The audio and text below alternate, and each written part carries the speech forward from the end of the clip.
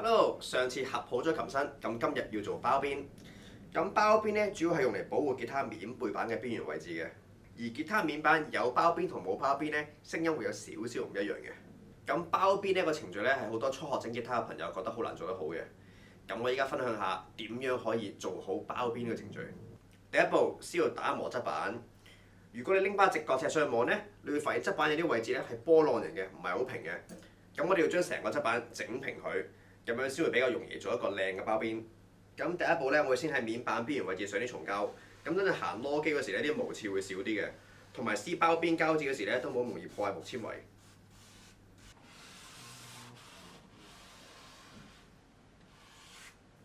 然後咧，我會先用攞機攞走邊緣大1.5mm 木材，咁會方便我之後打磨側板嘅程序嘅。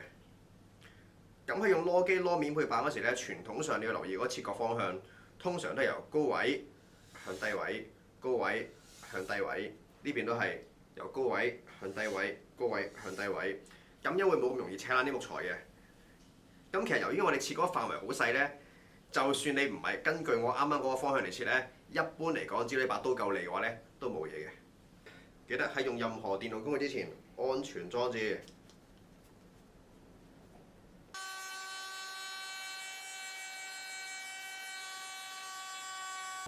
然後咧，我再喺側板上面畫啲記號，方便我睇到個側板打磨進度如何。通常我會先用呢啲磨機咁粗略咁打磨一下嘅。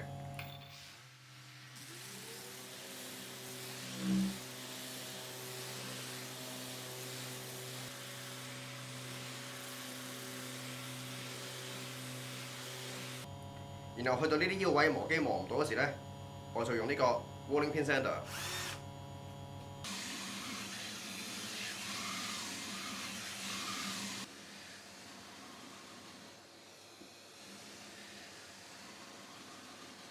咁依家就成個側板都磨平晒啦。然後最後去到頭頂連接琴頸呢個位置咧，我希望係全平嘅，所以又揾呢個全平嘅鋁條，然後開始打磨。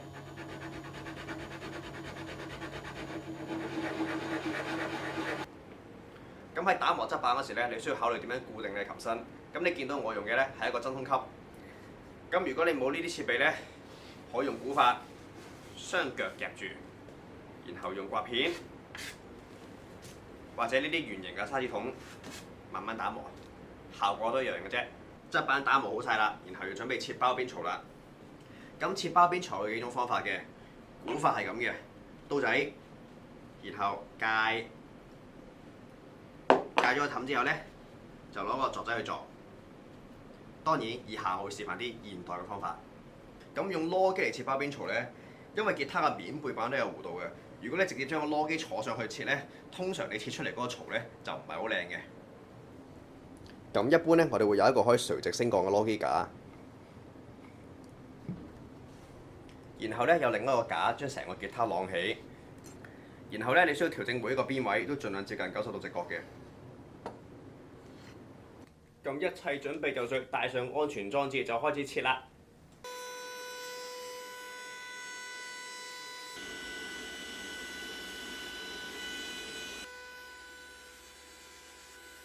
咁切完包邊條 binding 嗰個槽啦，咁依家要切 purfling 啦。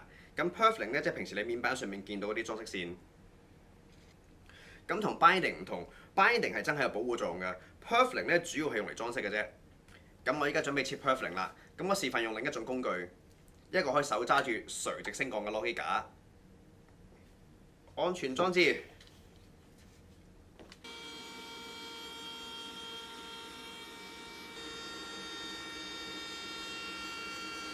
咁依家一條好靚嘅包邊槽就切好晒啦。咁啱啱示範嗰啲方法咧，主要都係靠攞刀同埋揀一個合適尺寸嘅啤鈴，咁就可以切出我哋需要嘅深度。咁我而家示範用另一種方法嚟切呢個包邊槽。咁你見到呢個模具咧有兩個黑色圈嘅。咁等陣我只需要將吉他側板掂住兩個黑色圈，然後推埋去切咧，就可以切到個非常靚嘅包邊槽啦。咁用呢個工具嘅好處咧，就係每次你切嗰時咧，你唔需要將吉他擺喺架度，又慢慢調側邊度咧係咪90度直角，同埋都唔需要換啤鈴。不過用呢個工具咧就需要有少少技巧，所以如果初學仔整吉他咧，我都建議翻你用呢個攞刀加啤鈴。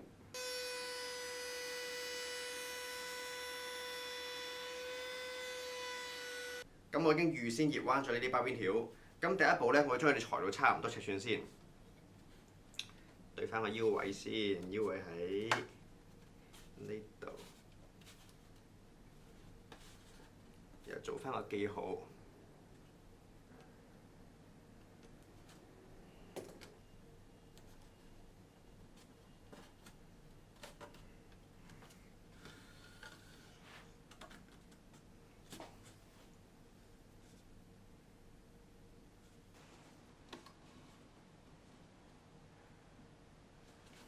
然後咧，我用剪鉗剪到差唔多先嘅。然後咧，我就用沙底機磨到我所需要嘅長度。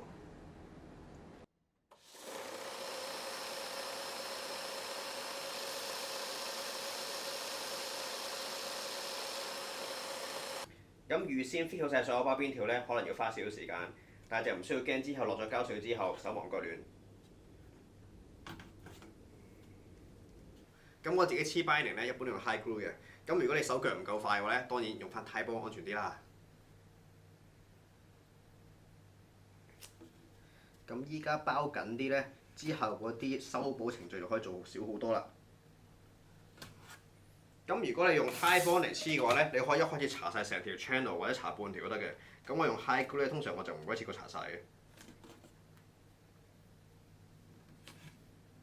然後準備呢個拼接位置。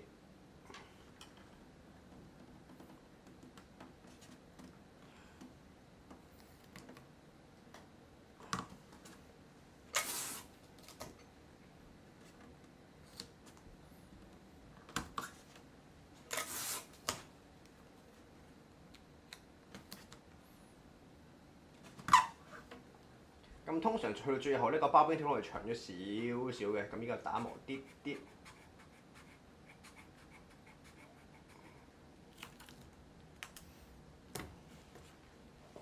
咁做完背板包邊，依家做面板啦。面板包邊咧就會比較簡單少少，因為面板你喺準備嗰時咧，你唔使考慮琴頭呢度接得靚唔靚，因為你條頸遮住，所以你只要接靚咗 pat pat 呢度就 OK 㗎啦。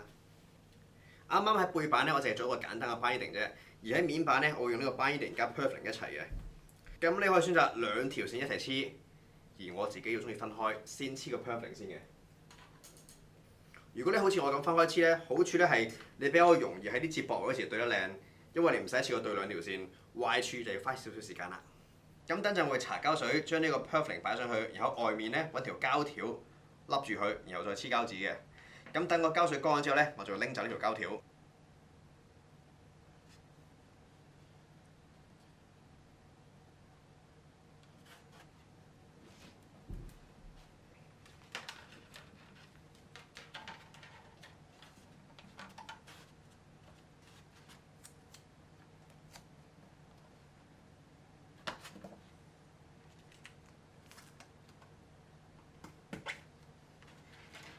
咁做完 purfling，依家又可以黐翻 binding 啦。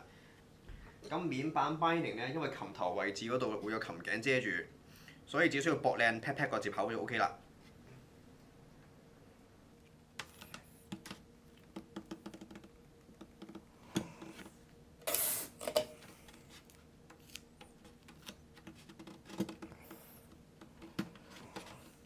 咁膠水乾透之後咧，就可以搣膠紙啦。咁之前我哋喺面板上面搽咗啲松膠咧，所以你見到依家個膠紙咧係好易搣落嚟，而又唔會破壞木纖維嘅。然後咧就可以用刮刀刮走呢啲多餘突出嚟嘅位置。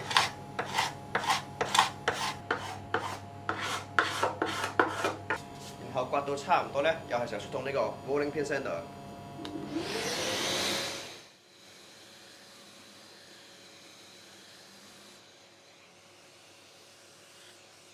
然後面背板嘅 binding 都可以一樣咁刮翻平佢哋先。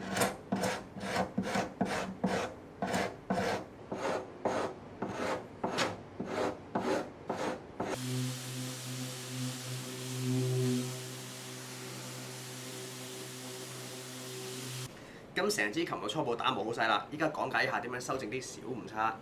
如果你細心睇咧，我畫咗箭嘴呢個位置咧，有個細細嘅 gap 喺度。咁我哋呢個學下點樣填咗佢啊？通常我攞個204號砂紙，磨啲粉落去，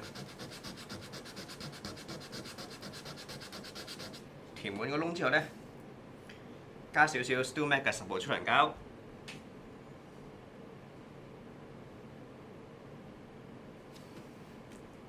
然後再攞砂紙磨幾下，